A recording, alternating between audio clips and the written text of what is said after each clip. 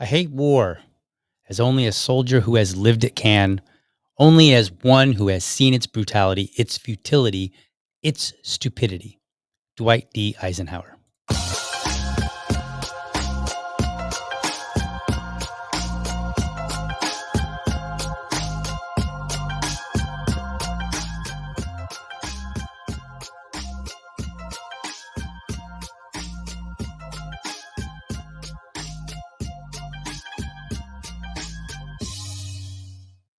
All right. Good morning and welcome to another episode of the Liberty Dad podcast, a discussion on politics and culture. I'm your host, DL, America's most objective libertarian. If you're tuning in live, thank you so much for giving me your time so early. All right. A little slow start today, but that's okay. We're going to dive right into this. All right. So check this out. A couple things. Number one, apologies for not streaming Friday. You might have noticed on Thursday that my voice was starting to be all wonky, and I was having trouble talking. Basically, we're not going to get too deep into the details, but I don't know, maybe some allergies or something like that. And I had some post nasal drip, and it was just wrecking my voice, and so it was very difficult to even like just talk. And so I was like, yeah, I get the weekend to rest. So I got one of two choices. I can rest or I can try to fight through it. But then come Monday, today, then I would have 5 days. And so it was like, okay, well, the choice I made was let me rest so that I'll be ready to go back again for 5 more days. So that's what I did. I'd wanted to stream, over the weekend, but I just ultimately made that decision. So that's where we are with that. Apologies. And again, if you don't see me, then you can always check Liberty Dad Pod on X. I almost always will say, "Hey, no stream today. This is what's going on." So just in case you're wondering. So that's what happened today. We're going to talk about, man. We're effectively at war with Iran, not technically, as we'll get into. So what I decided to do is I'm going to go through some of the propaganda, if you will, some of the arguments that people are trying to make, and we'll see if they stand up. I'm also going to touch upon the War Powers Act, but I'm only going to do this briefly. There are way better resources to deal with this than here. And then we're also going to talk about Thomas Massey's um, resolution that he has in Congress regarding the actions in Iran over the weekend. If you were asleep the whole weekend, or you were living under a rock, or maybe you just came back from the woods, the forest of Montana, and you're just kind of reacquainting yourself, the president, he took action in Iran, sent over some B-2 bombers, and hit 3 sites alleged to be sites that Iran was using to create nuclear weapons. Okay. And then, as you probably know, again, if none of those previous situations apply, Israel and Iran are having at it right now. So that's what's going on. So I'm gonna kind of go into this the War Powers Act, just kind of lay a little bit of a foundation. But to be truthful, the 10th Amendment Center has some great videos on it. I've got one linked in the show notes. It's about 32 minutes. It goes into the history. It talks about some hot wars where some founders actually um, abided by the Constitution while there was hostilities that were engaged against the US. So I think they do a great job, and there's no point in me trying to rehash all of that, but I do want to kind of just lay a quick foundation. Then we'll get into some propaganda.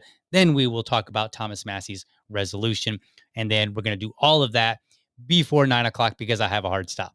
So we will see what happens. So um, there are two arguments here, basically, when it comes to whether or not the president acted within his authority. Number one, you have the War Powers Act of 1973, and there's two arguments. Number one, the act itself is unconstitutional. And then whether or not, okay, then if you assume that the act itself is constitutional, then the question is, all right, was the president within the boundaries of that act? So let's take on the first one, whether or not it's constitutional. Article 1, Section 8 Congress has the power to declare war. Pretty straightforward. You can go read that. Article 2 designates the president as the commander in chief. The simple argument to this being unconstitutional is simply that you have two different articles and they delineate the checks and balances that our government is designed around. And you might think of it in terms of the Constitution says what it says and doesn't say what it doesn't say, which is a direct quote from Antonin Scalia regarding how he reads and interprets the Constitution.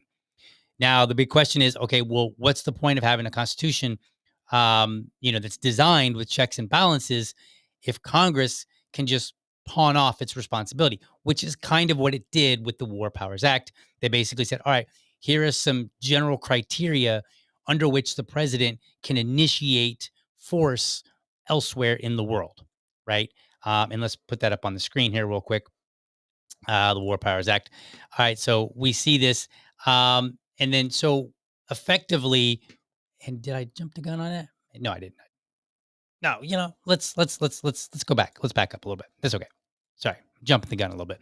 So before we even read it, the idea of it is that Congress gave some provisions to the president to use, and so you can ask the question, okay, well, what's the point of having a constitution designed with checks and balances if Congress can just simply write away their responsibility?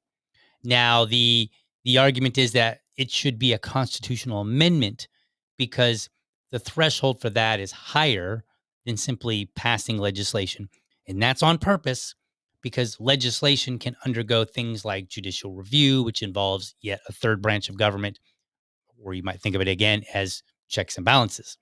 Also, a constitutional amendment would be subject to like two-thirds House and Senate, or a constitutional convention, which requires 35 out of 50 state legislatures and ratified by 38 out of 50 states. So ultimately, the argument that it's not constitutional is saying, like, look, these are in Article 1, these are your powers. Article 2, these are the president's powers, right? This is the president's authority.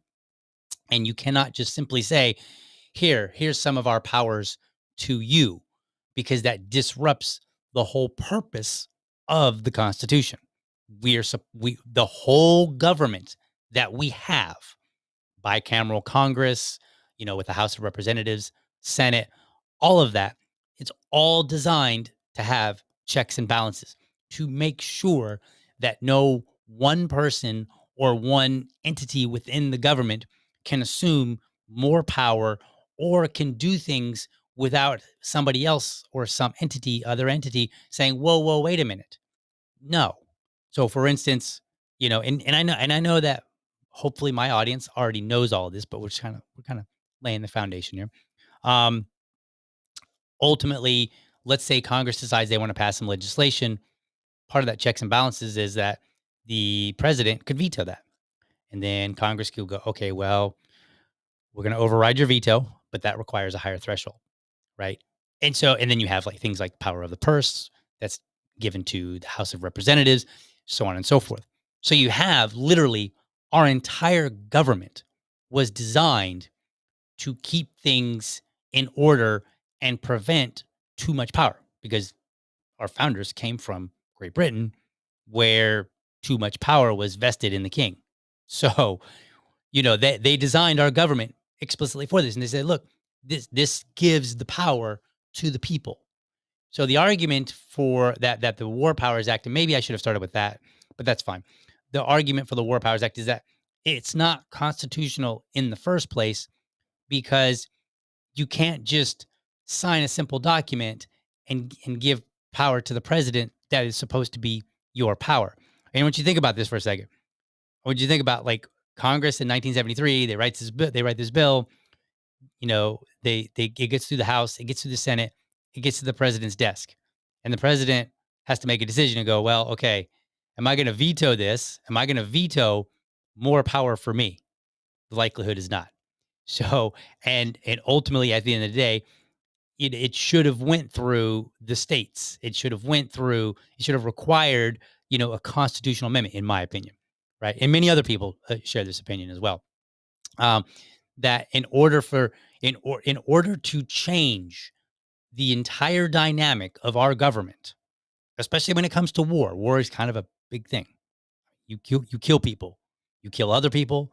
They might in turn come back and kill you. Some of our people. Like this is a big deal. So we should absolutely maintain the checks and balances with when it comes to war explicitly for sure. So for me, I look at it and say, yeah, I think that the whole War Powers Act, I think it's not constitutional. It should have been an amendment which would have required state involvement. It would have required a higher threshold of the House.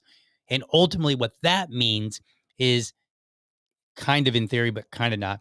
It requires the people, the United States citizens, to agree to it because by having a higher threshold in the House, kind of in a sense guarantees that, yep, this is what the people want.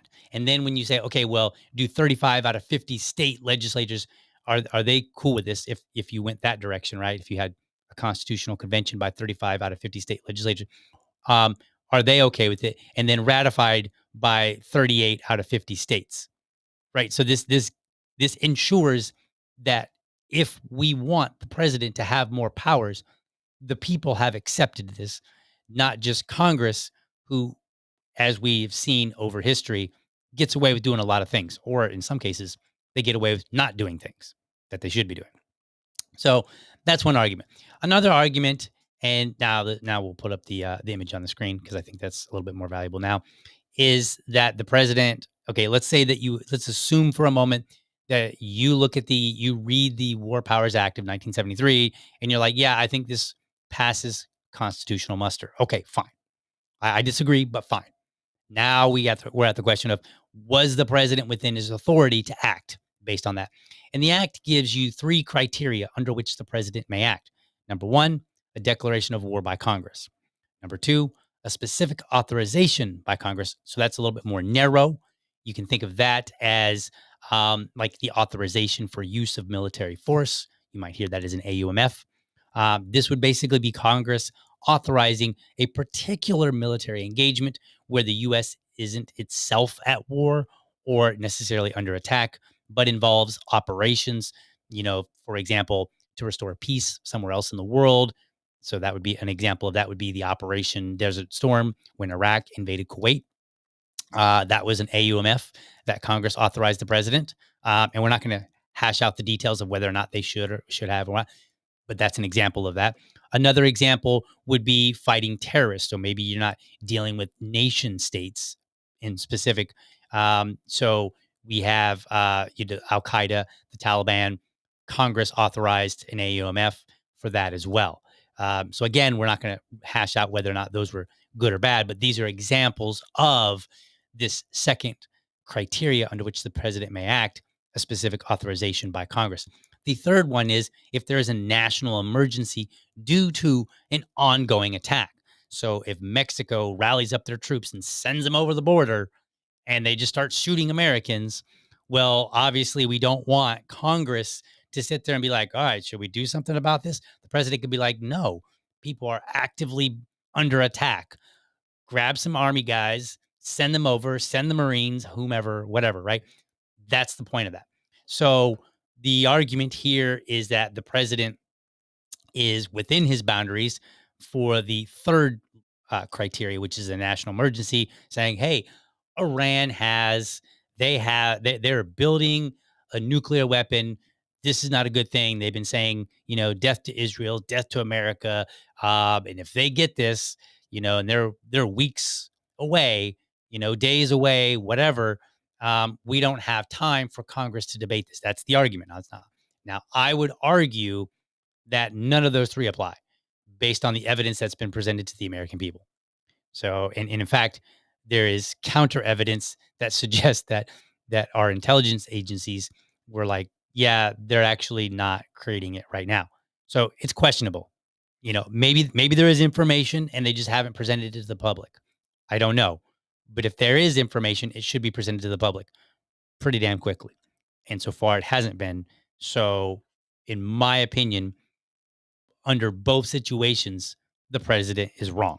He is well outside of the scope of his authority.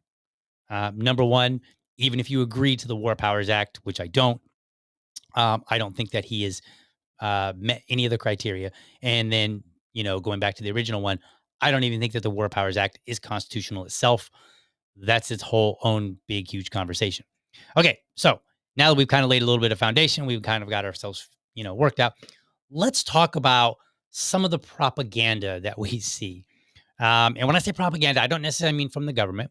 There are supporters that are coming out and they're making all kind of claims, and so I want to address them because what I want to do with the show is rather than focus heavily necessarily on, the legislation, the law, the Constitution. I'll touch upon it, but I would rather arm you, my audience, with arguments that you can push back upon.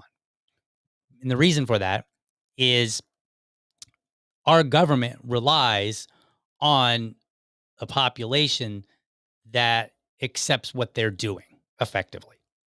Like if millions of Americans started calling up, the White House and their Congress member and screaming at them and saying, "Hey, unacceptable."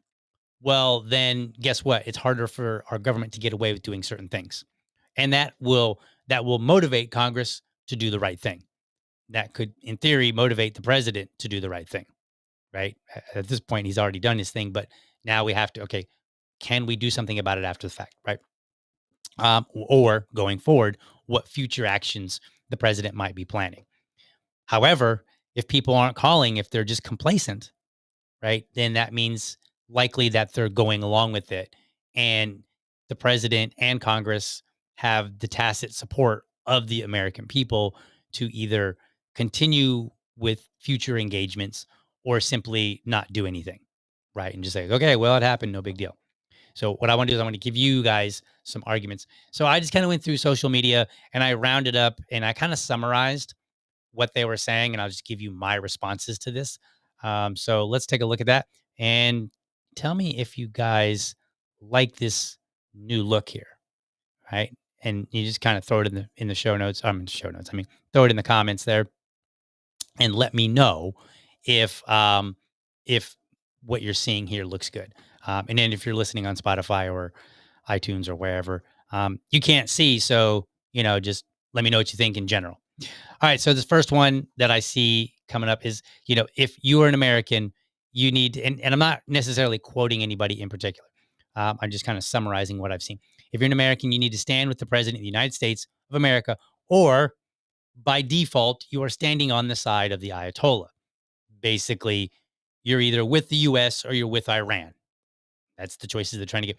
Okay. So first and foremost, this is not a new comment. This is almost exactly, well, I don't say this. This is what George W. Bush said on September 20th, 2001. And I'm quoting him now. He said, either you are with us or you are with the terrorist. Okay. Well, first and foremost, I want to point out we never won the war on terror, at least not in full. We might have won some battles here and there, but we didn't really win that war. Okay. We didn't win the war in Afghanistan. That was 20 years. 20 years, and we still didn't even win. We went in, took over, and basically handed it right back to ISIS. Okay, so big problem there. So this idea that you're with us or and we were with them at the time because we were just attacked. We had 2 planes fly into buildings, killed 3,000 some people. Okay, big deal. Americans were on board, regardless of where you stood. And yet, despite being on board, despite Congress and the president initiating action, guess what? We still didn't win. So this idea that that we have to be on board, it doesn't really make sense because we were once on board and you still didn't even win. Why? Well, that's a conversation for another day. But basically, it's okay. Was that a good action? Was the intel good? So on and so forth. But more importantly, ultimately, this argument is just emotional manipulation. It's using a false binary, like, oh, this or this. Well, if you give me those 2 choices, yeah, I don't want to be a terrorist. Who in the United States really wants to be with the terrorist? Like nobody. right? This is emotional manipulation. This is not an argument. This is not saying, "Hey, look, this point, and this point is why you should support this." It's just saying, "Do you want to be the bad guy or not?" Well, no, I don't want to be the bad guy. Okay, but in my case, I will be the bad guy. That's right. I will push back and I will say, "This is a garbage argument." Okay, remember, the United States is designed to be for the people by the people. We are supposed to be effectively self-governing people. That means every action the government takes, we get to argue, and we don't get to be boxed in by only two choices. We, the American people, some of us can say, no, actually, there's a third or a fourth or however many other options here that we can consider, right? We can decide and argue about any action that our government is taking and whether it is a good idea or a bad idea. We do not have to be succumb. We do not have to succumb to this idea that you're either an American and you're patriotic or you're just a terrorist sympathizer. We could say, well, no, I am an American. I don't like terrorism, but I don't think this action is the way to deal with it. That's part of being an American. What I just went through, what I said, hey, we have all these checks and balances. What's the point of the checks and balances? The point of it is so that the people can remain a self governing people. We cannot be a self governing people if we're being boxed in and told, nope, you can't make this argument, you can't make this argument, you can't make this argument, because if you make these arguments, well, you're just a terrorist. No, this argument right here is totally in contradiction to the design of our government. Okay? Don't let people box you into their choices. Push back and say, don't be a retard. I am an American citizen through and through, right? I'm very patriotic. It's like that meme where you see, when it's like when other people are criticizing my government, and you see like they're very patriotic. They have like flags and in whatever, and then in the next scene it says when I'm criticizing my government, and then it shows, like there's variations of it, but it shows the person uh, kind of looking almost like who is that? Who's that masked guy? I'm drawing a blank on it. The um, I'm drawing a blank on the name. It's that famous mask. I'm drawing a blank on it. I should have just had the meme. I should have just had the meme so I could show it to you. But anyway, point being here that you can criticize your government. That is the whole point of our government. And by criticizing our government and saying, no, I think what you're going to do or you are doing or you have done, I think those were immoral and they were wrong. And when people try to box you in, they're basically trying to say, you don't get to have that say. You don't get to be an American. So I would argue this argument right here with us or with the terrorist, with us, with Iran, that's effectively an anti American argument.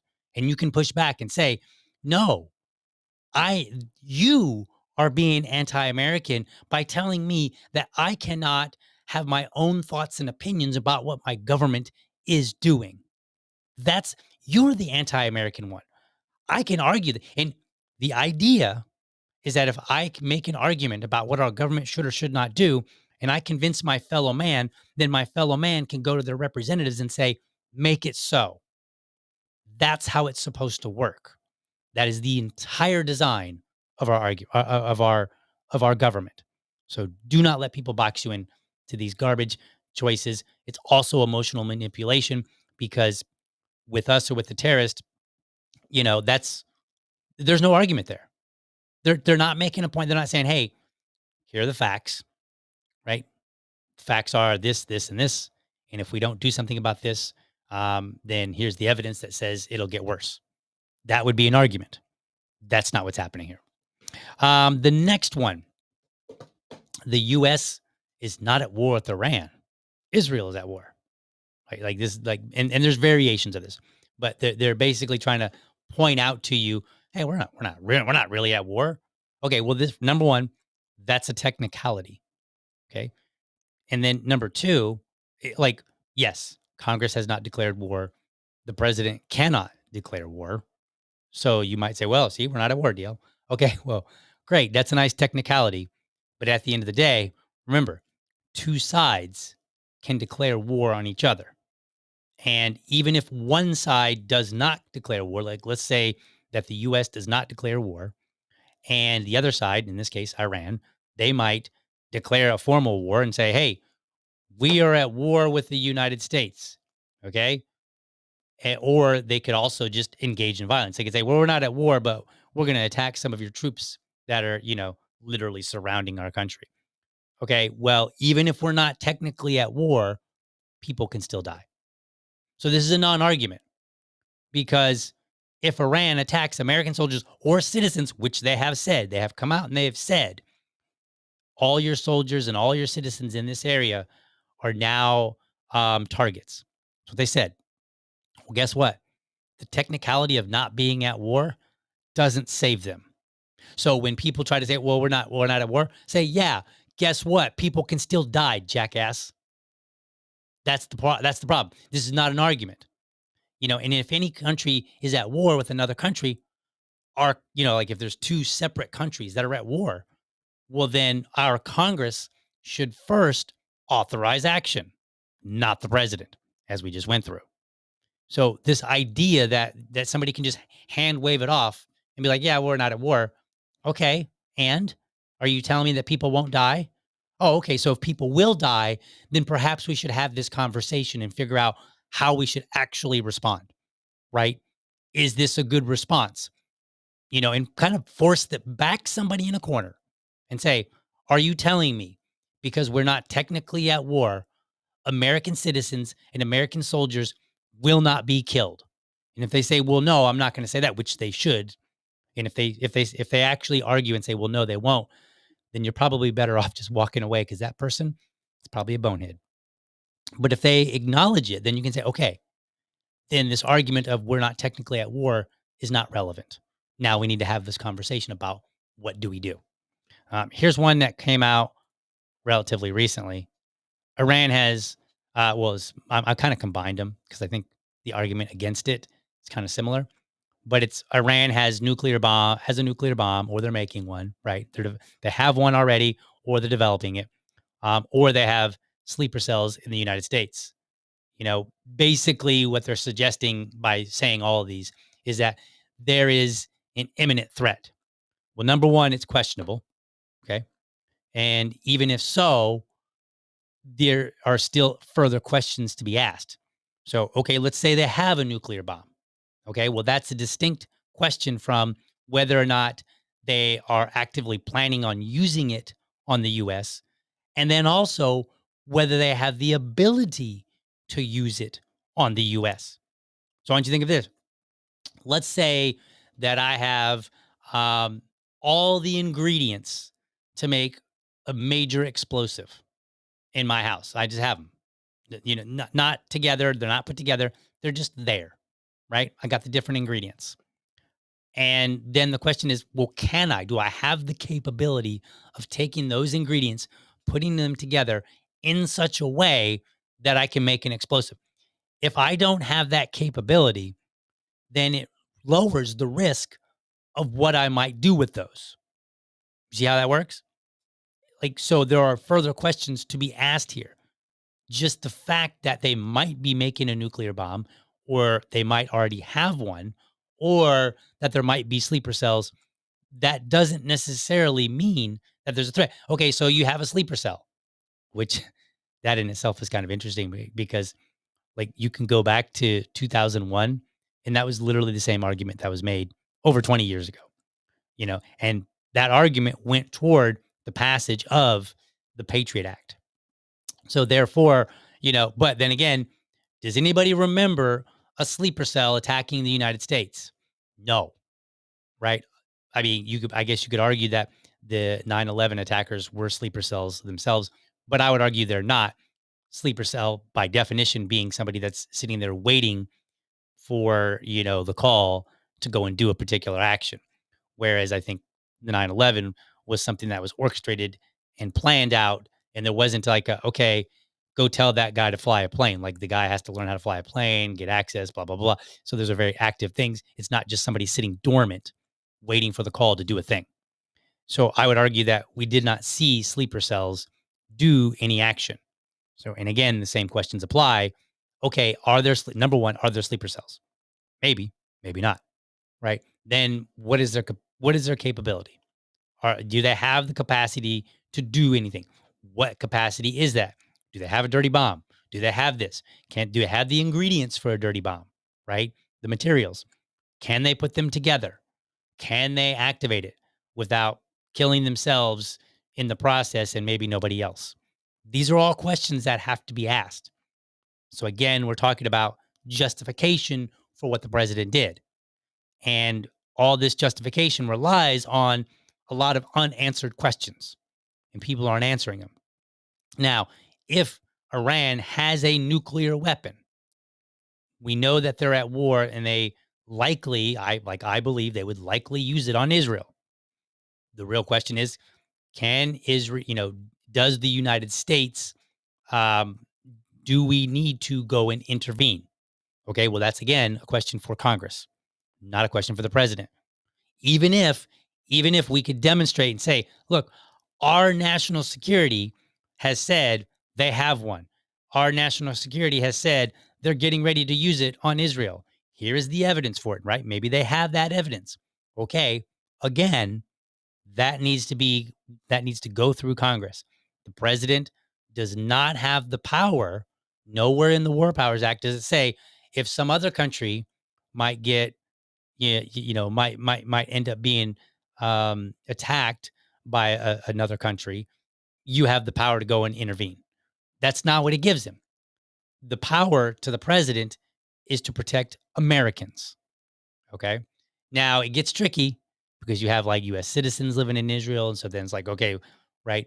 But again, I would argue that there are a lot of unanswered questions. And until those questions are answered, we should not be engaging in hostilities.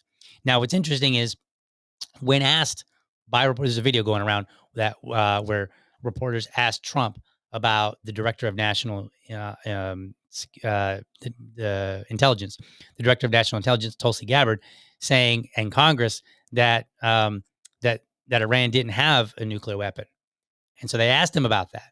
And now later, people were like, "Oh, well, the full video shows this." Okay, disregard that for a moment and just focus on the fact that the president of the United States was directly asked and, hey, Tulsi Gabbard says they don't have one and they haven't restarted their, their efforts from like 2002. And, and they weren't even, and it wasn't even like nobody said, hey, let's go ahead and do this, right? Like there's no evidence. That's what they asked him. The president did not say, actually, that information is incorrect. He did not say, nope, new information has come out. It's changed since Tulsi Gabbard said that.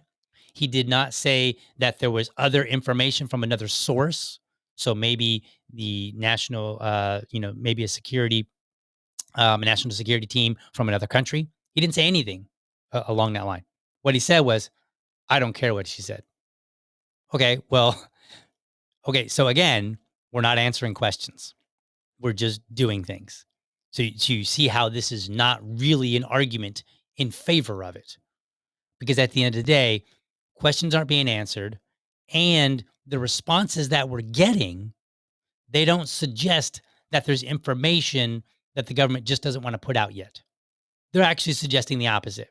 If you ask me, if my wife tells you that, the neighbor on my left is not planning.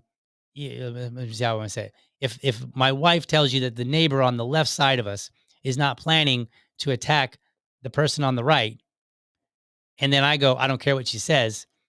I'm not I'm not challenging what she's saying. I'm just disregarding it. So the reasonable assumption is I believe what she's saying.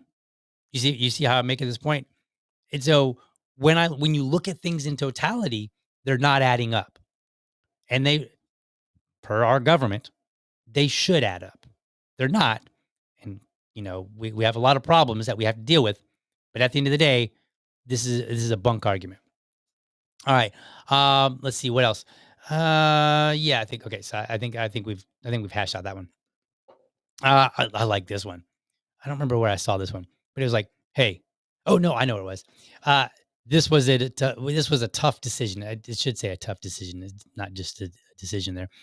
This was a tough decision that wasn't made lightly. It took months of planning. So this is interesting because number one, a tough decision doesn't mean it's a moral one. Okay, nor does it necessarily make it a constitutional one. That's what matters. Is it moral? Is it constitutional? Okay, I don't care how tough it was. You could say it was an easy decision. Okay, great. If it's an easy decision, there's still the question remains: is it the moral one? Is it a constitutional one? Neither one apply. This one came from Pete Hegseth. He was, I think he was in a press conference, and he made the comment, and he was like, we've planned. He said, I'm paraphrasing. He said, we planned this for months and months. Okay, well, great. If we've planned this for months, then please explain why congressional authority wasn't given. Because if it's months and months of planning, then it's not an imminent threat. That means you knew something ahead of time. What is that something? And I get it. You can say national security interest. We can't tell everybody everything because if we tell the American people, then by virtue of telling the American people, we've told our enemies. And if we know something and we need to act upon it and surprise them, I totally get that.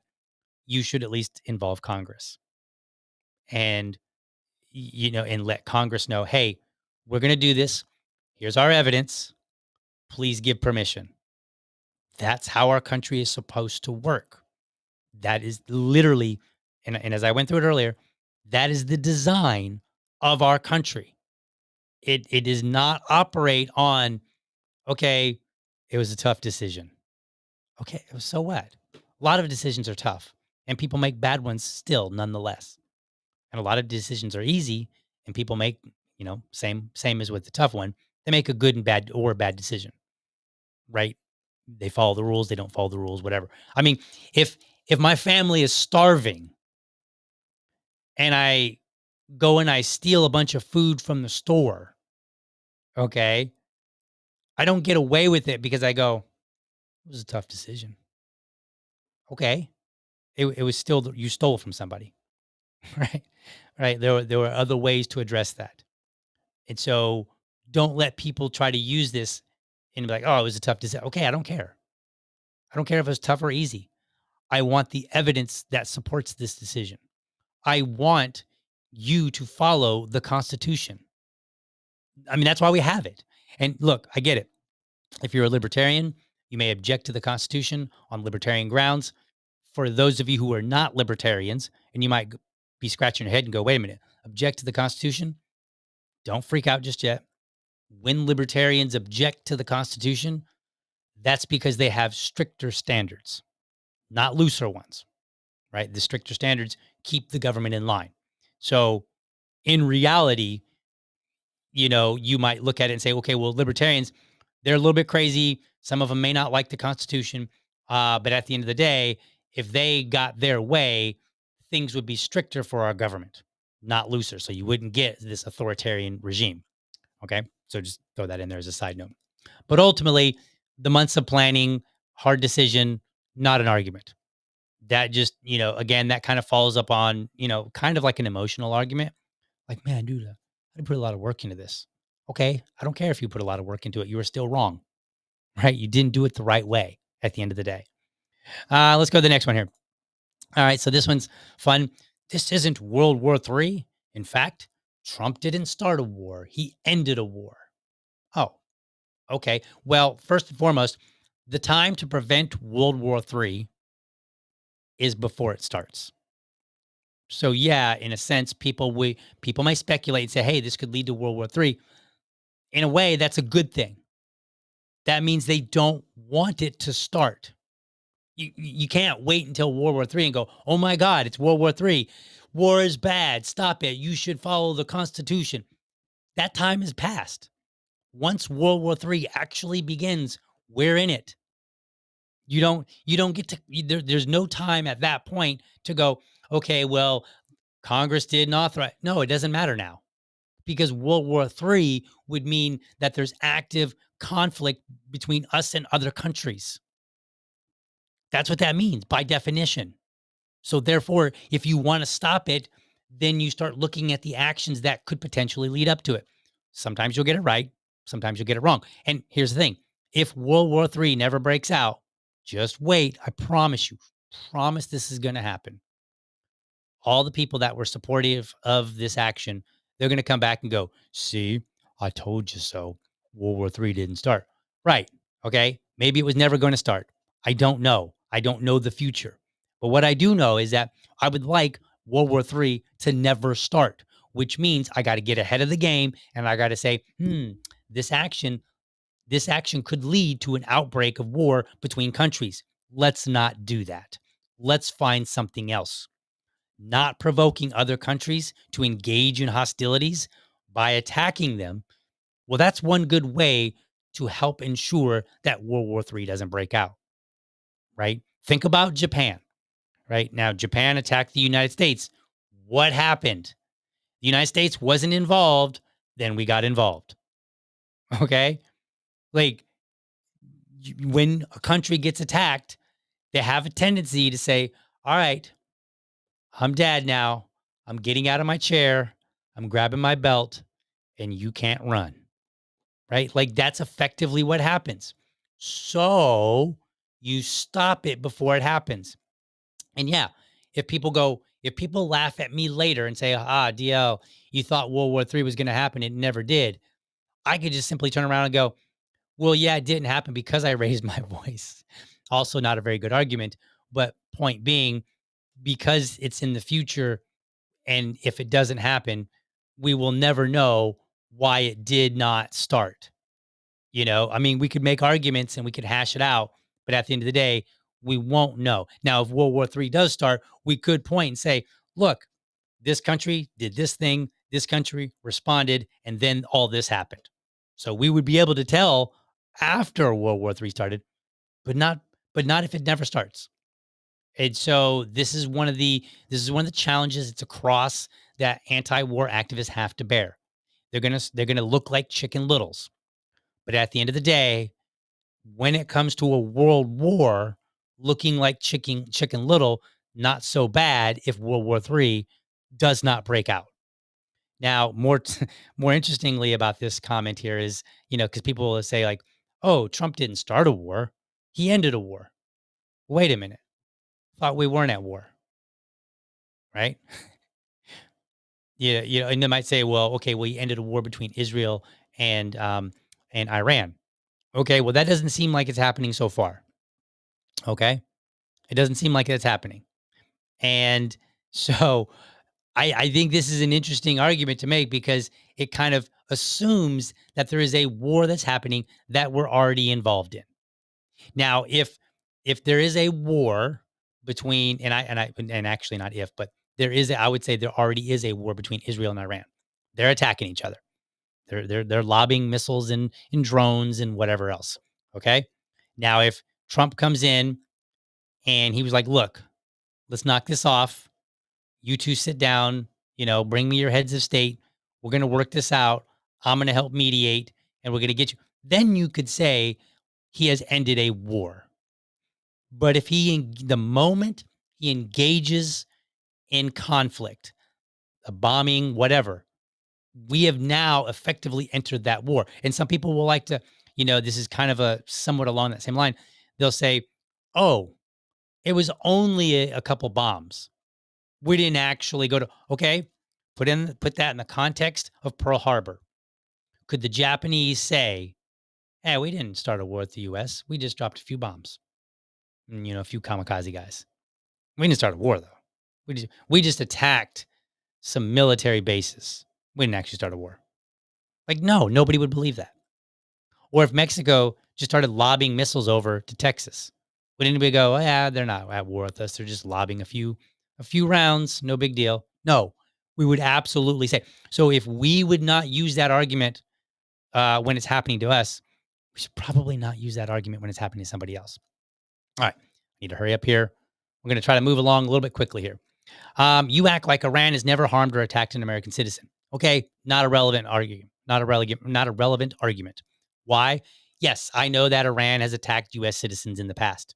Okay, but again, that's not the again. So even if it's in the past, then still that makes it even more to the point that Congress needs to say, hey, by the way, since Iran has attacked us on such and such date, we're going to authorize retaliation against them for this particular purpose, for this action. So that's not really much of an argument. And I act like this particular action was not authorized by Congress based on a particular action by Iran as demonstrated by the president of the United States or anybody working for him. So that's what I act like. So this is kind of a dumb argument. Um, Peace through strength. That's a lovely one. Okay, very simple. Peace through strength should not be confused with peace through unilateral and unconstitutional attack on another country. Okay. Strength is not the same as using that strength. Okay. If I go to the gym and I work out and I become big and buff and I got just ginormous biceps, I have a lot of strength. If I do not use that strength, right? Like, or using it is a separate action. Having it and using it are different. Do not confuse the two. I could walk around my neighborhood as a big, huge, buff guy and just kind of nod at everybody, and they know. Don't act up. Buff DLs walking around, right? That would be peace through strength. Just showing people that I'm strong. And by the way, I'm not suggesting that we flex our might in some other country. I'm just kind of making an analogy to show you the difference between peace through strength and peace through action. But if I walk around and I see somebody talking to somebody else and I just bust them up, just knock them on the head with my big, huge, gigantic arms and my giant fist, right? And I just clock them on the head. That's not peace through strength, right? That's not even peace because now I've engaged in a hostility towards somebody, right? But at best, you could argue that's peace through assault. So this idea that we're just demonstrating peace through strength, no, we're not. We've taken our strength, our B-2 bombers, we flew them over, we used our intelligence, we used a great amount of our quote unquote strength, and then we acted upon it. We acted with it. That's now, so now, and it's not peaceful. If you attack somebody, that is not peace. If you have a large army and you just let people know we got a large army, don't mess with us, you could say that's peace through strength. Like, hey, don't do it. Don't do it because we got a big army. Okay, thank you. Thank you for not doing it. See, that would be peace through strength. So people are just manipulating you. I love this next one. So you trust with Iran? You trust Iran with a nuclear bomb? Like this, like this. It's weird how people argue because they're like in some smart people that like literally do this for a living. They've got all the cool degrees, yada yada yada. Right?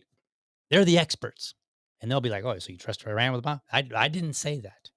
You're just making that assumption because again, you're kind of dovetailing on this whole you're with us or you're with the terrorist, you're with us or you're with Iran. Okay?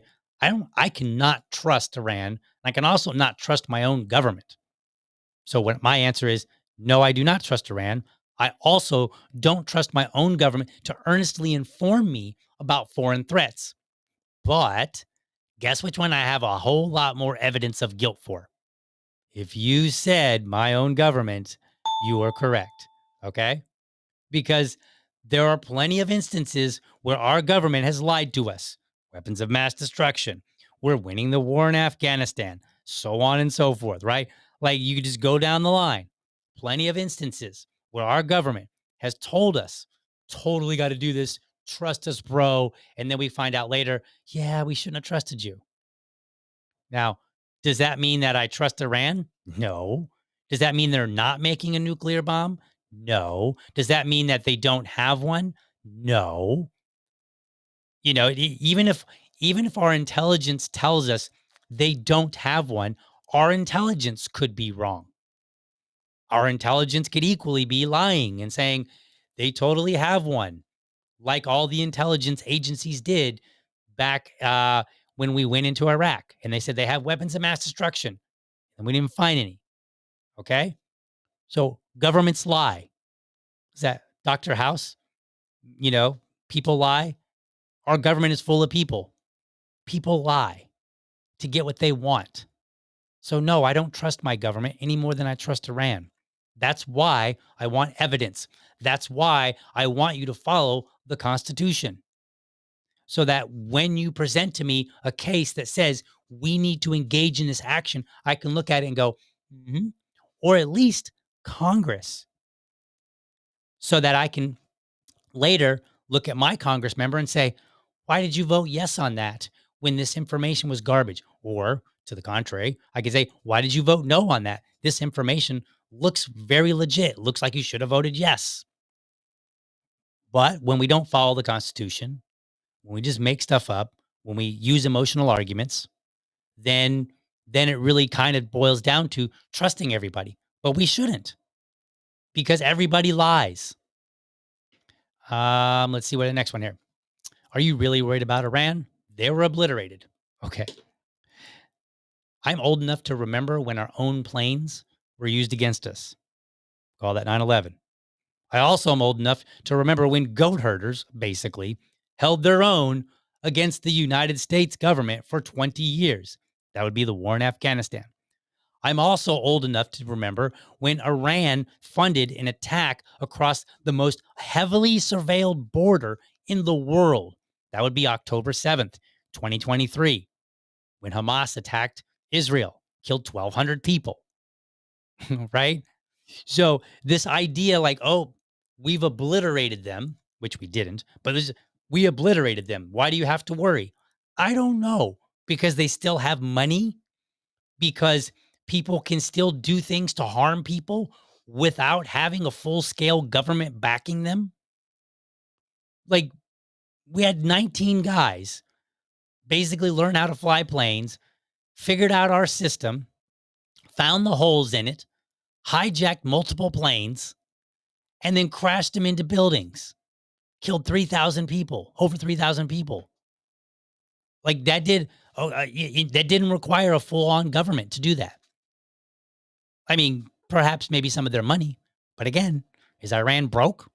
Do they not have any people? Obliterated is a garbage argument. Doesn't make any sense, because you can still do damage to people even if you don't have that kind of power. We've seen it play out over and over again. Look at the founding of our country. The founding of our country, we literally had a bunch of farmers, effectively. I mean, yeah, some of them were, prior military, and some of them came from Great Britain and, whatever. But effectively, we had farmers take on the most powerful military in the world, and we won. Yes, I know, with assistance, yada, yada. But at the same time, we still did. So this idea that you can just look and be like, oh, we sent some bombs over there. They're totally gone. Don't worry about it. No big deal. Like, now you're being an idiot, especially after we bombed them. Because now you might have people that are like, oh, you bombed us? I don't like that. Now you might have people that say, well, I wasn't planning on being a terrorist towards your country, but now I am. Right?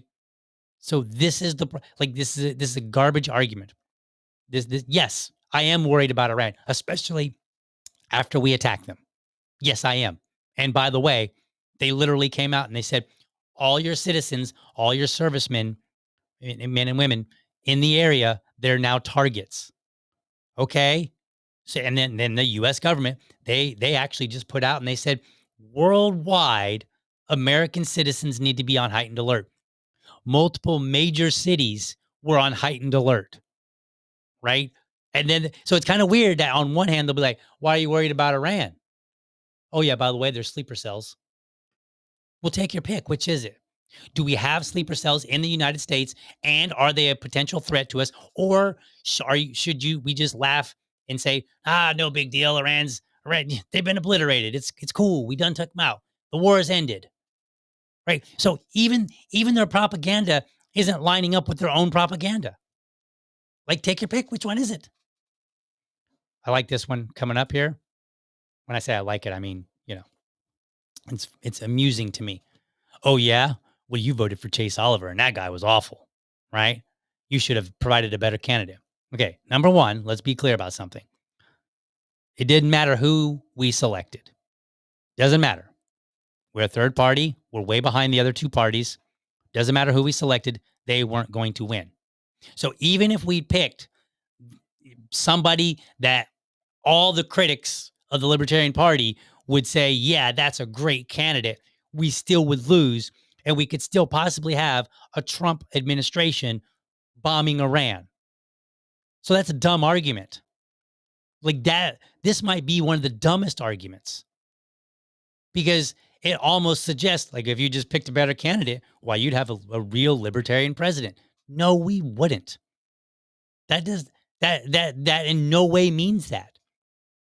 Right? There are other reasons to support Chase Oliver or to have supported Chase Oliver, right? And if you didn't support him, fine, whatever.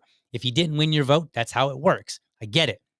But now to come back and be like, wow, well, why would I listen to you? You guys put up a terrible candidate. I don't know. If we'd put up a great candidate, would you now sudden listen to me, even though we still lost and we still might have a Trump? Like, oh, okay, well, you picked a good candidate. So now I'm going to listen to your arguments on what President Trump should do. The two have nothing to do with each other. Either the president was in the right or he was not. He is not going to suddenly be more in the right to take unilateral action against another country just because we chose a better candidate. And if you're making that argument, you have dropped yourself on your own damn head. It's a dumb argument. And it doesn't excuse Trump. Like what? Okay, a lot of people like Dave Smith. If Dave Smith had run and he got 4% of the vote, would you be like, well, since Dave Smith ran and got 4% of the vote, yeah, that makes Trump's actions bad. Really? That's your argument? And look, yes, somebody made that, more than one somebody actually, but one person made that argument. I quote tweeted them and called them out. We had a little back and forth, called it a day, end of story. But yes, people are making that argument. And yes, they are retarded for making that argument. And we should tell them, you are retarded for making that argument. The whole question here is, was Trump in the right to do what he did? That has nothing to do with our candidate. And yeah, I get it. The Libertarian Party, we have our issues, right? Chase Oliver, he has his issues. I criticized his campaign after the fact. But at the end of the day, all of those issues aside, you know what issue isn't one of them? Dropping bombs on a country without congressional authority. That's not a problem we have. So if you can please get to the argument and stop just trying to make up shitty arguments, thank you. That would be great. Another one, since we're talking about candidates, do you think a Kamala Harris presidency would be better? Not really. But you know what I do think would be better? I think the people on the right would be better because they would criticize let's just say that Kamala Harris had won. And let's say that everything Trump is doing, she did. You know what would happen? A lot of those things people on the right would be objecting to, rightfully. They're not because they're busy playing a team sport. So, no, I don't think her presidency would be better. Would it be worse? Perhaps. I think it would be worse in different ways, better in other ways. That's what I actually think. But I do believe that people on the right, they wouldn't be go along, get along, and making all of these dumb arguments that they're making now. They would be like, hey, wait a minute. Like they might actually be making the case against the War Powers Act. They might actually be making the case that Trump, if they believed in the War Powers Act and that it was legitimate, they might actually be making the case, hey, you didn't have the authority even under the War Powers Act. But some of them would be making the argument and saying, well, it's not constitutional in the first place. We need to revoke that. Right? That's what would be happening. So no, Kamala wouldn't be better necessarily, or at least in totality. Perhaps on some things, definitely not on some other things. Okay? But again, that's not addressing the argument. So a lot of this propaganda that we see is not addressing the argument. Now, what I want to do is, let me think here. Because I'm looking at the time. I do have a hard stop. I think what I'm going to do is I'm going to do something that I probably should do more often. I'm going to hold the rest until tomorrow. Tomorrow, we're going to walk through Thomas Massey. He put forward House concurrent resolution. It's number 38. I'm going to talk about that tomorrow. He actually submitted it on my birthday on the 17th. I mean, I feel like I'm just going to say that was my birthday present. That's what I'm going to say. It's my birthday present from Thomas Massey. He doesn't follow me on social media yet. He doesn't know who I am, but I'm just going to say like it was my birthday present that he submitted this. It's currently got 43 co-sponsors. They're all Democrats. We're going to talk about that tomorrow because I do got to get out of here. And I want to get to some comments and see what you guys are saying up in the chat. So let's get to some comments here.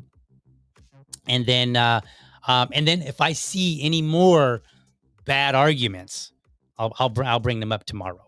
So let's see what we got here. Yes, let me get to that here. Where did it go?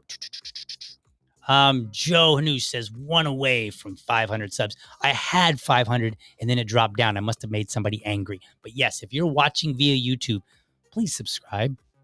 That helps me out. That helps out the channel. It helps me grow, get to monetization. Monetization means that, I can buy cooler equipment or buy subscriptions to things so I have access to more information more easily. It makes it easier for me to produce the show. It just makes the show better. So do your best to support me. If you're not subbed to me on YouTube, please go and do that. Let's see what else we got here. Joe also says, whenever I feel a possible cold coming on, I take a shot of liquor. I think it works. It might work, but I haven't really figured out what the cause of my post-nasal drip is. But when it hits, it wrecks my voice. It gives me a bit of a cough, but otherwise, I actually don't have an infection. It's kind of weird. I don't know. I'm not sure if it's an allergy or what it is exactly. Luckily, this time it only lasted a couple of days. Sometimes it lasts closer to a week, and it's really frustrating. Let's see here. Good morning, time surfing alien to you. Appreciate it joining the show. Yes, I know my VA lady was like, hey, TikTok, not the app, but time. I was late today. I apologize for that. Let's see what else we got here in the comments. That Liberty lady says, I've been arguing with MIGA, that's make Israel, Iran great again. That came from Donald Trump. About Trump lied about 2 weeks for Iran and 2 weeks for slow the spread. And they argue that he said up to 2 weeks. Yes, it's always just a little bit. Our legislators, our presidents, they love to say just a little bit, just the tip. Like a little 13-year-old boy. If you know, you know.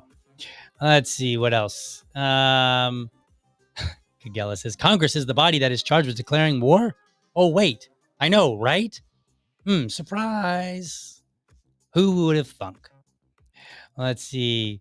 Time surfing alien, MAGA, moron, acting governmental again. One way to put it. Let's see. And then followed up with MIGA, moron inciting genocide again. Yeesh. Trying to get me in trouble with the powers that be, but I'll take it. Let's see what else we got. Yep. Every time Trump talks crap about Massey, I give Massey money. Where's my money button? Money. For Trump being a smart businessman, he really is stupid. He is. Or here's a weird conspiracy.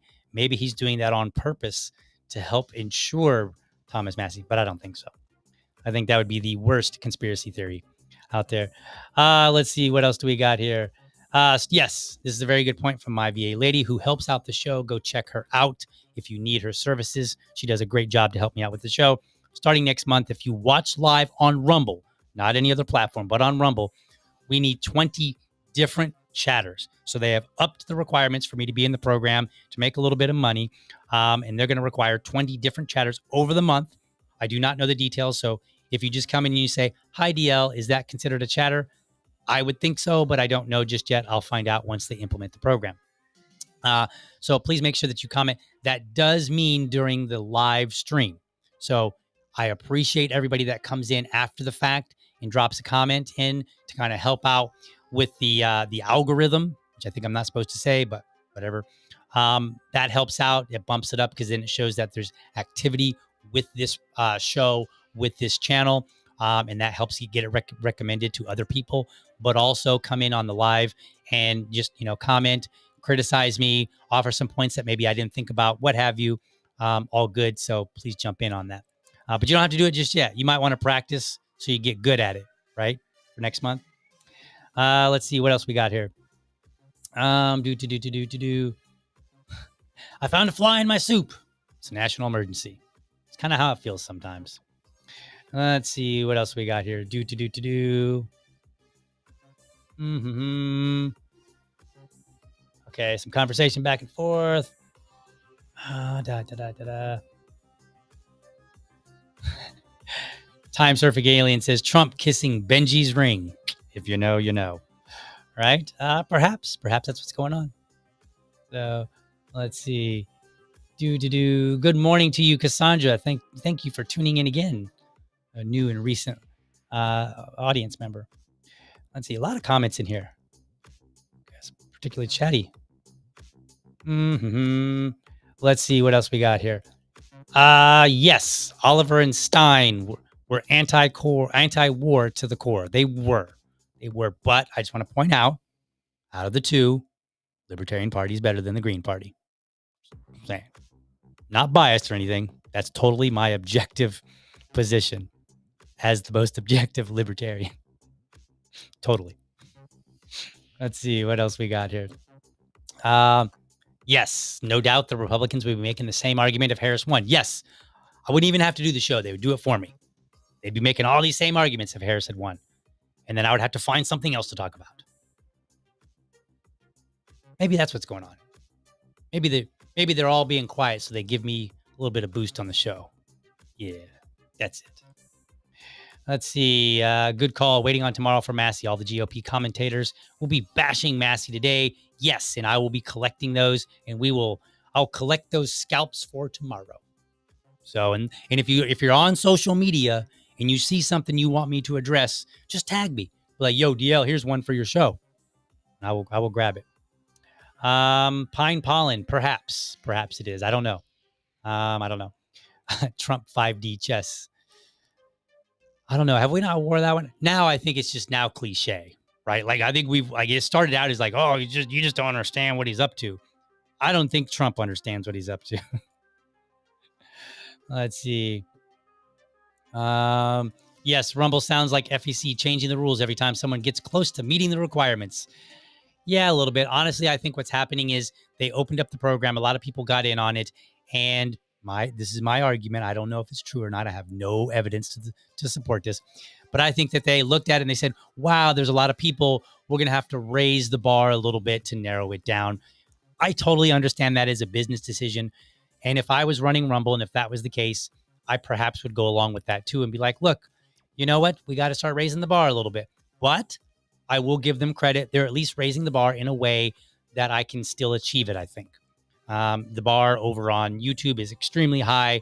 And then I've basically given up on meeting the bar on X because they did raise the standard for that.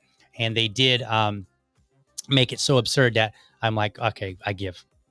So I cannot put this comment on the screen, so I apologize in advance. But over on X, speaking of, Basic Beach, as in like go to the beach with sand, Basic Beach says, if I hear trust the plan one more time, I feel you. I feel you, Basic. I'm tired of trust the plan. No, I don't want to trust the plan. I want to trust evidence. Present it. I want to trust a good argument. Present it. Quit making it so easy for me. Gosh, these people out there. Tell you what. All right, folks. I think that's it today. I'm going to be out. So thank you so much for joining the show today. We will see you tomorrow. We will talk about that concurrent resolution in the House from Thomas Massey. But for now, time to get out of here. Thank you for watching, and I hope you found this episode informative and inspiring. Be sure to catch me Monday through Friday, 7:30 a.m. for an informed discussion on politics and culture. Make sure that you're subscribed to my YouTube channel, or if you prefer my Rumble channel, you can go to youtube.libertydad.com, or you can go to rumble.libertydad.com. While you are there, let me know how I'm doing by leaving me a comment. You can also become part of the community by heading over to libertydad.locals.com. Remember, if you're a champion of liberty, your business is people and your product is liberty. I want you to have a great week. Catch you next time. But for now, I'm out.